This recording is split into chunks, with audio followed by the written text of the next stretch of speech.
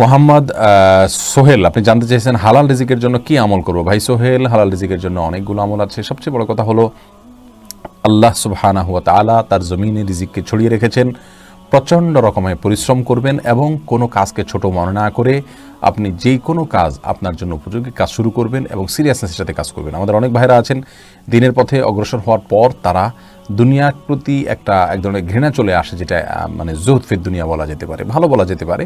কিন্তু এটা এমন একটা পর্যায়ে চলে যায় অনেক সময় সেই আপনার জুহদটার ফলে দুনিয়ার কাজের প্রতি তিনি সিরিয়াস থাকেন না, যার ফলে কিন্তু তার উপার্জনে কোনো বরকত হয় না। তখন তিনি এবার ব্লেম করতে থাকেন যে আমার উপার্জনে বরকত হচ্ছে না, তখন তিনি আমূল খুঁজতে থাকেন।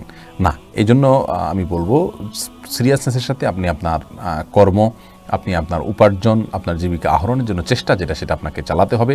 আল্লাহ তাআলা সেই তৌফিক আপনাকে দান করুন।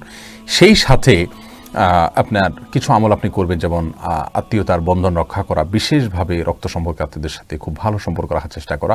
সহিহ বুখারী হাদিসে আসছে রাসূল করিম সাল্লাল্লাহু আলাইহি ওয়াসাল্লাম বলেছেন, মান সাররাহু আন ইউবসাতা লাহু ফি রিজকিহি আও ইউনসা লাহু ফি আসারিহি ফালিয়াসিল রাহিমা। যে ব্যক্তি চায় তার রিজিক বাড়িয়ে দেওয়া হোক, প্রশস্ত করে দেওয়া হোক, তার হায়াত বৃদ্ধি করে দেওয়া হোক, তাহলে সে যেন তার রক্ত সম্পর্কিত যে বন্ধনগুলো আছে সেগুলোকে যেন সে মজবুত করে, সুদৃঢ় করে। আর অনেকগুলো আমল আছে। আল্লাহ সুবহানাহু ওয়া তাআলা আপনাকে তৌফিক দান করুন।